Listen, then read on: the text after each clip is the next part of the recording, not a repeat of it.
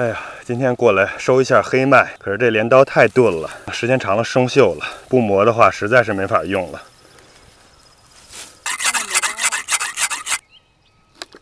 试试。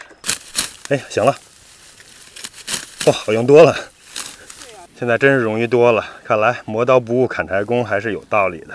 我来负责收割，丽丽负责打捆儿。其实我小的时候是跟父母割过麦子，不过那会儿还太小了。当时种这批麦子的时候想的是特别好，自己种一点，然后到时候可以把它磨成面，做成黑麦面包，肯定是又好吃又健康。不过到最后呢，发现连收割的时间都没有了。嘿，你看看，豆豆还不错呀。看小朋友们都是争着帮忙的。其实这批黑麦倒也还没有差到没法做黑麦面包的程度，看看这些麦粒儿还是挺不错的。行了，可以捆了。其实种的量少，手工割起来倒也不是特别费劲儿，已经割了一小块了。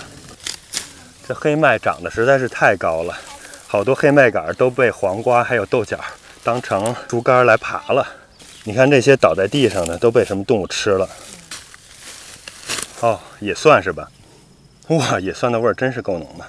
小朋友现在在旁边就能想起小时候，我们也是追着父母割麦子，我们在旁边玩。不知道这是被老鼠还是兔子打的洞。感觉一种这些谷物的话，很多动物都来了。你们俩搬得了吗？好厉害呀！看豆豆呢，也可以，真棒。小朋友长大了，能帮忙干活了。我们也没什么晾晒的地方，就在这个棚子底下暂时的把它放一放。哦，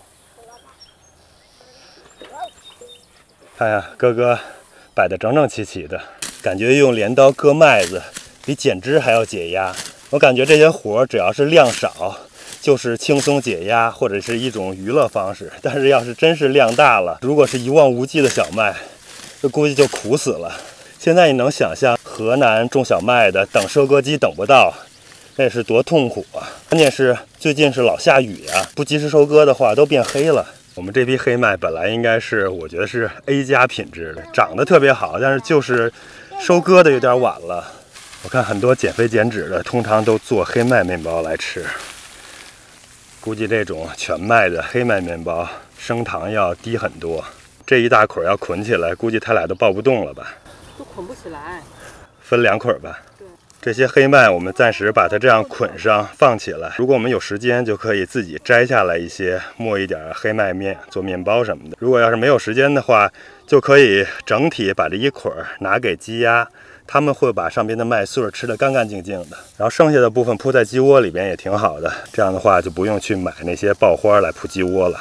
剩下的麦秆也可以铺在地里边防草，当成覆盖作物，这样也就省了我们买那些成捆的麦秆的那个费用了。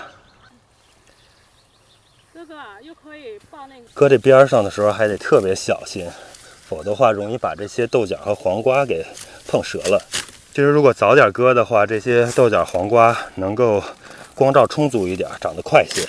到时候这片地收了之后，把它翻一翻，可以种点秋豆角，或者是种点毛豆。都挺好的，就是得种成覆盖作物，像这种小麦这样种成覆盖作物，特别密的密植。这些都是去年入冬前种下的。种这些黑麦呀，还有冬小麦的好处，就是这些地会特别好，它就不长杂草了，而且整个地里边的这种有机质还有生态都会保持得特别好。看看这种麦子的下边的土，都是一直保持湿润的，而且几乎就没有什么杂草。另外，这些割剩下的麦秆，到时候一翻进土里边，也能成为很好的有机质，能有一定的肥土的作用。我们就这样把小麦还有毛豆、豆角之类的这些作物给它交替的种植，这样的话，全年这片土地上都会有植物覆盖，而且它们两个像毛豆之类的可以养土，给土增加氮肥；小麦可以提供麦秆还有谷物。这种活还是不能长时间的干。算时间长了的话，腰还是有点疼，因为老是要弯腰。看看这天上还是乌云密布，其实最近是没有特别适合收割小麦的时间的，割过之后也没地方晾。其实你说割一个小麦倒是也不算太难，是吧？不难，只是之前事儿太多了。妈也累了，妈累了吗？是啊，我也累了。好，翻吧。今天要不是麦麦那个画画课结束了，还没有时间跟你一起弄这个呢。就感觉每天早晨起来，只要是起得早，来菜园里边，好多鸟就一下子从这些麦子地还有蓝莓的地方就飞出去。有的鸟特别肥，特别大。这些鸟在我们家吃的实在是太好了。在我的地上是看见的。也有是吧？你们也能看见。你想，它们又有谷物吃，然后又有蓝莓吃，还有菜，还有草籽儿，什么都有，还有虫子。而且有些鸟那个叫声，感觉就像是某种哺乳动物那种声音似的，真的是千奇百怪，就什么声音都有。其实想想，我们种这些麦子，除了自己吃，即便自己不吃，也能当鸡饲料。如果是当不成鸡饲料的话，能给鸟提供点食物，其实也还是不错的。很多事情一旦是想通之后，就感觉也没有什么浪费可惜之说了。我们浪费的东西，那可能就成为动物、鸟的这种很珍贵的食物了。小朋友要搬不动了。刚才忘了介绍这把镰刀了。这个刀，如果看我们以前视频的朋友，其实这个刀是我以前割韭菜用的，就是亚马逊上买的这种小镰刀，割韭菜挺好用的。现在看来，割这种麦子也还好，挺方便的。不过这种镰刀用的时候啊，还是得特别小心，千万别割到自己的腿。前一阵子跟我爸妈他们视频的时候，就说提到了种小麦的事儿，他们就觉得我们可能是闲的没事儿干了，种这些东西太累人了，因为他们都是经历过的。种小麦啊，收割小麦啊，然后最后给做成真正能吃的食物，这还是要很复杂的工序的。不过怎么说呢，也算是体验一下生活吧。至少小麦、黑麦这些都种过了，也收割过了。以前只种菜的时候并不觉得，现在种这些谷物就觉得农民的工作实在是太辛苦了。尤其是古代这种古代作为农业社会，种粮食是一个主要的生产活动，全是纯手工的，真是太累了呀。而且那些工作是不干不行的，得靠种粮食来养家糊口的。这种现代社会了，估计很难有人能再体验手动割小麦的这种工作了。因为即使是在很多的粮食产区，也都是全自动的这种收割机在采收小麦。这种机械啊，还有科技啊，真是给人的影响太大了，也是人能养活这么多人的一个根本的保障吧。你要是没有机械，没有科技，根本就种不了那么多的粮食，养不了这么多人口的。你像我种这一小片儿，如果我们全靠这些来当成自己的口粮的话，我估计我们都熬不过这个冬天。哎呀，真是太热了，割一会儿就浑身都出汗了。看看这一片黑麦，现在就都割完了。割过之后，这块空间也显着宽敞多了。后边的这一排玉米，还有下边种的一些豇豆、豆角之类的，也能更通风透光了。这黄瓜之前都不好爬架的，现在把这些黑麦割掉之后，应该也比较容易让它往这网上面爬了。我感觉这一长条地今年的利用价值还是挺高的。这一批黑麦，然后这边有很多的黄瓜，然后有玉米，有豆角，那边还有一些豆角。豆豆，这还有一点啊，等着，拿走吧。这很好不好？是不是？现在轮到这一大片的冬小麦了。这是去年入冬前种的那种红冬小麦，小麦的品种还是挺好的。这割的比刚才的黑麦还要晚。其实刚才那批黑麦现在割也还可以，这批冬小麦是真的是有点晚了，还是有点可惜的。看看这麦粒儿多饱满呀！是那种特别好品种的冬小麦。给人吃，咱们也没有工具去把它弄成面粉。确实是，如果是人吃的话，还给它晾晒、脱粒，然后磨成面粉，不容易。看这麦穗儿多好呀，都是被雨淋的，时间太长了，外边有点发黑了。这种纯正的冬小麦品种，它的麦秆就不像黑麦，没有那么长，但是它的麦粒儿要大得多。它的麦穗看起来就是非常适合做食物的这种品种。割麦真的好解压呀！对呀，割麦就是很解压的，很舒服。其实。老板，我的冰棍了。那我和爸爸的都是 melon 的。对，都是 melon 的。其实我们着急把这批麦子给割掉的另外一个原因，就是它旁边种的这批西红柿，前一阵子刚打完一次枝，但是还没来得及搭架。这批麦子如果要不割了的话，我们给西红柿搭架子没有空间。看看这一片，西红柿下边也都种了东西了，那边是玉米，旁边很多小麦挡着，干活实在是太费劲儿了。先把这批小麦割了，然后就可以把梯子搭过来，能够把 T-pose 什么的给装上了。那我来割，你去收吧，你去打捆儿。哎呀，去年种这些小麦的时候的理想就是现在已经把小麦收割了，麦粒儿已经脱好了，我们应该是正在那儿想办法研究怎么把它磨成面粉，然后磨过之后想想做点什么吃的呢。结果今年的实际情况就是现在还在收割，然后还在想着割完了之后到底应该把它放哪儿保存呢？因为这一片麦子实在是有点太多了，也没有地方脱粒，也没有地方晾晒，现在甚至连一个遮风避雨能放它们的地方都没有。真是理想很丰满，但是现实是太骨感了。哎，顺手拔拔草，这些地方一下过几场雨，草长得太快了。太阳出来好热。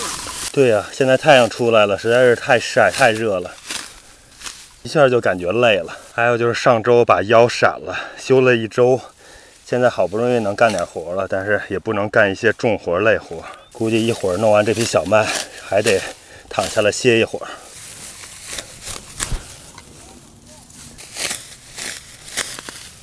哇，现在开始汗珠往地下掉了，真是一粒儿一粒儿的汗珠，特别明显。割了一会儿，镰刀又有点钝了，再给它稍微磨一磨。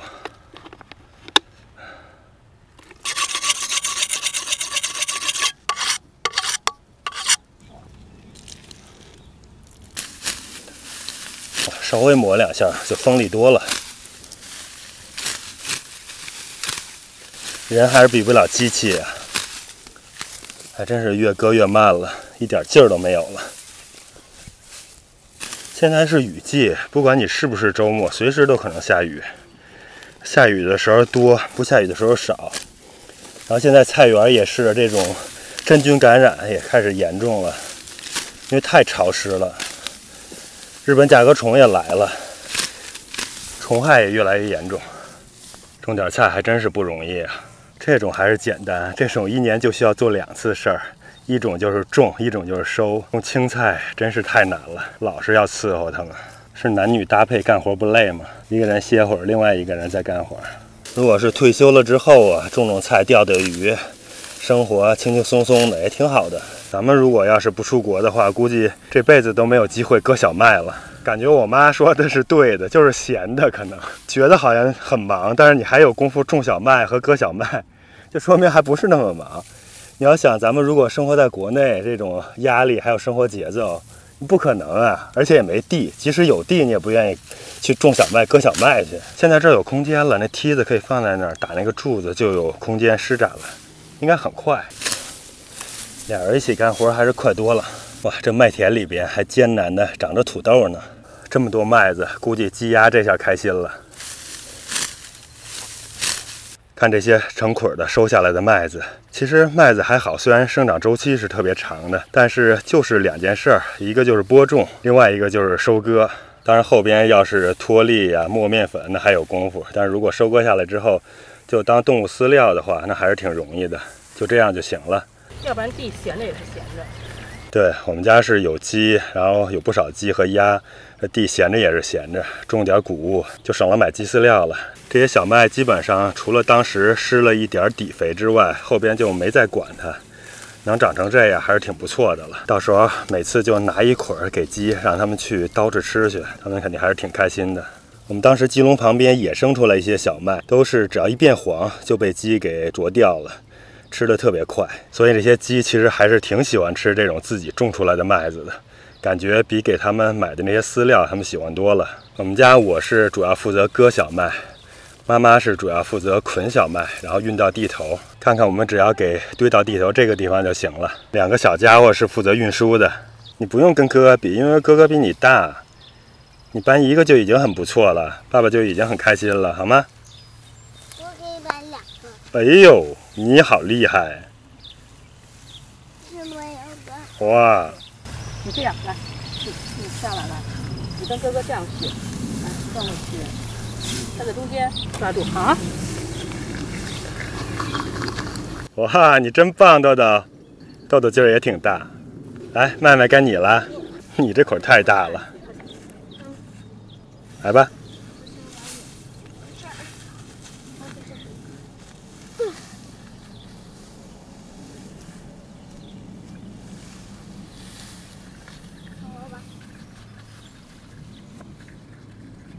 曼曼你也太厉害了！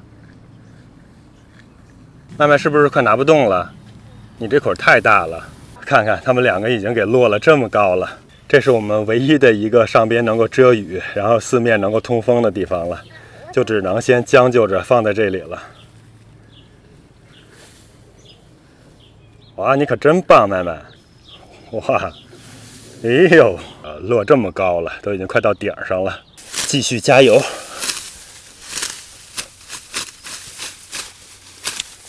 啊，虽然是越割越娴熟，越割越快了，但是架不住累呀，而且腰真的是很酸很疼。受过一次伤，真的是不能再长时间的干这种弯腰的活了，还是得经常得起来活动活动。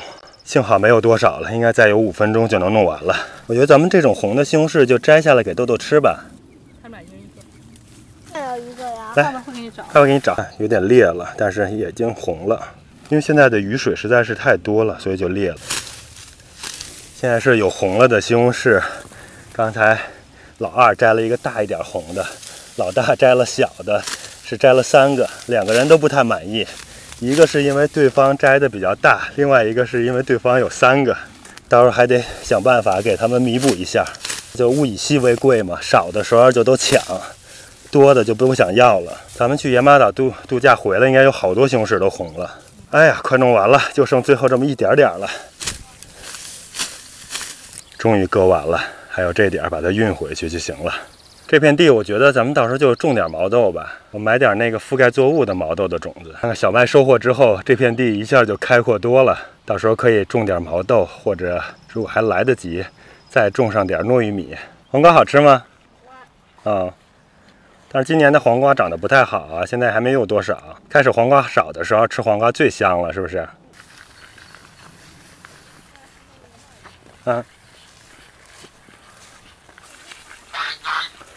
拿到大鹅那个地方去。对，啊，是呀，鸡还是挺喜欢的。你看，都吃去了，大鹅也吃去了，鸭子也吃去了。行了，咱们这批小麦总算是没有浪费呀。它们吃饱了之后，可以给咱们下好多的蛋，是不是？对呀。好了，咱们回去吧，让它们吃吧。哎，把这个再压一下。刚刚去棚里找了一些熟了的西红柿，有红的和黄的。黄的这种应该是有2种，是金太阳，还有蜂巢。红的是今年新种的罗塞拉。妈妈，你给2个小朋友们分吧。咱们每个人都可以吃红色的，一人拿一个。哦，拿的是黄色的。咱们尝尝是红的好吃还是黄的好吃，好不好？哪个好吃？刚才甜不甜？甜。这个甜还是刚才那个黄的甜？甜。尝今年新种的罗塞拉好不好吃啊？挺好吃的，但是并没想象中的那么甜。这西红柿还是没有熟透，熟透了应该就更甜了。妈，应该熟透了。还是蜂巢西红柿更甜。